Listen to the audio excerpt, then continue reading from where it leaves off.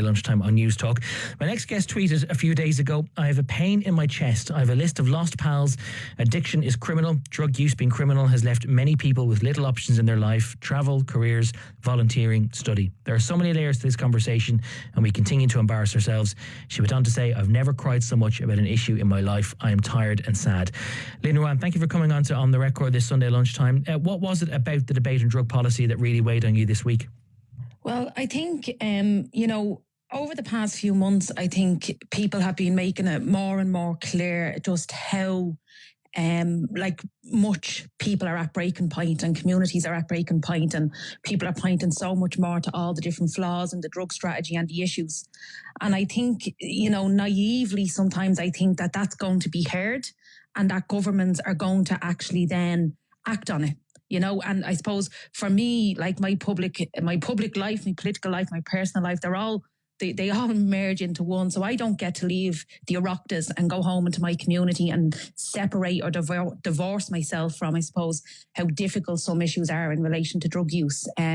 So for me, it's like when I seen the Citizens' Assembly be announced and the drugs issue not actually be given a date yet, and then I seen a Citizens' Assembly on the Lord Mayor being prioritised over that, it just made me feel like, what are we doing? Who's listening? And does anybody actually care?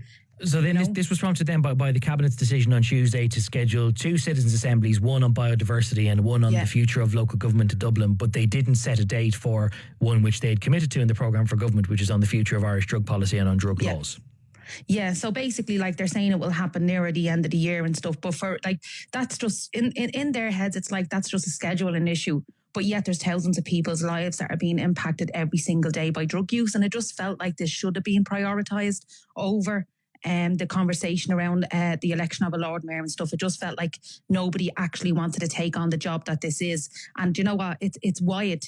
So it's not just about criminalisation. It's also about, access to services, dual diagnosis, Suboxone, naloxone. There's so many different policy issues that need to be discussed. And for me, if a government is serious about discussing those and then acting on those, they'd want to be having a Citizens' Assembly yesterday for them to be able to actually see through any of the policy suggestions that come from a Citizens' Assembly. Well, put some meat on the bones for that first then, if you would, because I know you made a speech in the Shannon on the Order of Business on Wednesday morning where you tried to flesh out the impact of delaying that. But for those who didn't catch up with that, you might just repeat the points now. What is the consequence of delaying this for so long? Well, I suppose the consequences are varied and there's many of them, but just to name a few. So for me, I was thinking about, even the 9 months run of a Citizens' Assembly, say on biodiversity and the Lord Mayor.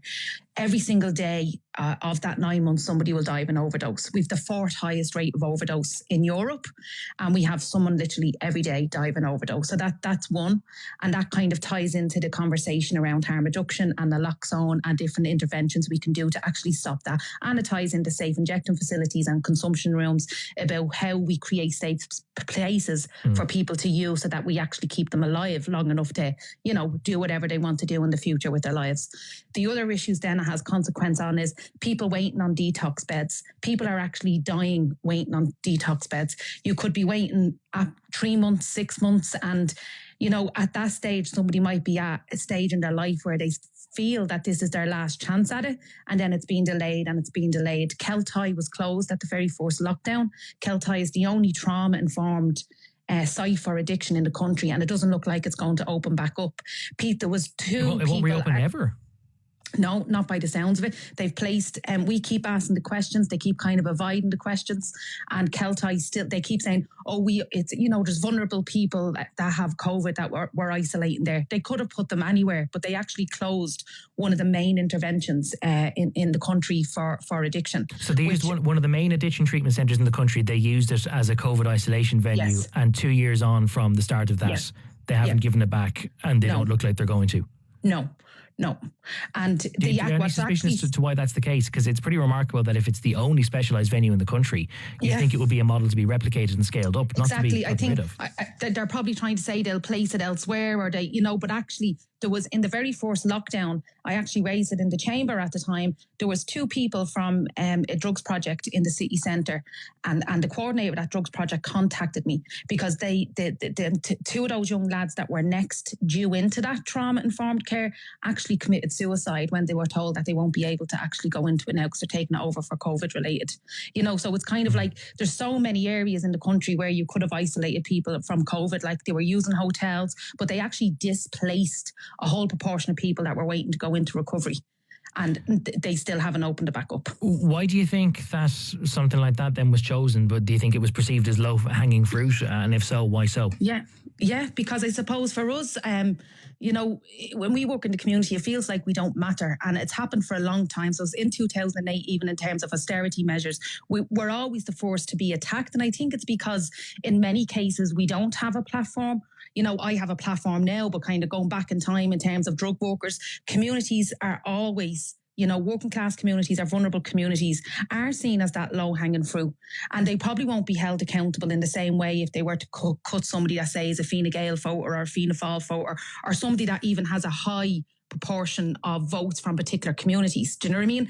So it is making decisions based on power over people. Do you know what I mean? And like beyond that, then even in terms of criminalisation of people for drug use, like that's such a conversation that we need to have. We have a policy that has no evidence, and that in itself is a classist piece of legislation, because depends on where you live and what you look like and what you sound like, whether you're going to be stopped and searched for a small quantity of drugs in your pocket compared to being in a community that doesn't actually have a presence, like a police presence every day. Yeah. So we also have a very classist piece of legislation that sees mostly young men end up in the prison system and their kind of chances at life. And, you know, once you have a conviction on your record for a drugs offence, it comes up forever. It just never disappears. Which obviously is one of the reasons why you want there to be a rethinker for this thought to be thought of more as a health issue than a criminal one. The junior minister responsible for drug policy, Frank Feehan, although obviously still parking any long-term decisions while we wait for this Citizens' Assembly, has said that the war on drugs model isn't something which is sustainable or which is going to work. Having said that, then what do you think the government should do in the interim, other than obviously setting up the Citizens' Assembly as you've been looking for? Yeah, like, I mean, at the end of the day, like the junior minister said those words, but actually didn't understand what it was that he was saying, because he actually didn't understand that statement on the war on drugs is actually, you know, it comes under prohibition. So then when you actually tease out those ideas with leadership in that department, they actually are divorced from the reality of what they're saying. So unfortunately, we have a minister that said something quite prominent, but then actually doesn't understand what it is that they're saying. So what you can do in the interim, while you're waiting on a Citizens' Assembly, if you were a drugs minister, first of all, you'd be talking about the drugs issue. You'd be asking for the Citizens' Assembly. Like, unfortunately, we have a drugs minister at the minute who is not demanding that a Citizens' Assembly happen. That's extremely unusual to me. By the way, is there any reason, if they're able to have 2 Citizens' Assemblies running concurrently, as they will be doing for biodiversity and for local government in Dublin, then what's to stop them having a third one running side by side with it? I think, you know, and maybe I'm moving into a position now where I'm just getting paranoid on the issue, but I feel they know that the evidence is going to be so overwhelming that they've neglected the drugs issue. So I think it's the issue itself that they're afraid to take on, and maybe they're preparing themselves for what's going to come from that, because the policy issues are huge. If you look at the drugs initiatives and the drugs task forces, they receive less funding now than they did pre-2008, and that has had nothing but negative consequences on the communities that actually need those services. So what you have is you've probably about 20 to 30 different policy issues, all related ultimately to the conversation on drug use and people. Yeah. And I think it's big. And I think unfortunate we just don't have any leadership in there at the moment to take on the gravity of the issue and actually create real change. One texter who's complimenting you for raising the issue because they say that it's not talked about enough. One of them argues that maybe drugs sometimes feel like it was an issue that politicians were willing to tackle or think about in the 1990s, but that in the meantime they've just moved their attention onwards. Someone else asks, we'll finish on this, Lynn. Someone says drugs are a class issue, completely agree, but they're also incredibly destructive. Is taking away the illegality not just going to bring more people into addiction? No, like the I suppose, like, I mean, people will think that, but when you actually kind of pull those statements apart, we actually have the destruction develop and grow year on year under under it being illegal, right? So it doesn't just disappear like whether it's illegal or not illegal, but what we need to look at is the conditions. So in many instances, drug use will never need an intervention. Like the statistics say from England and Wales is that 1 in 3 people in their lifetime will use a substance, but addiction is rare.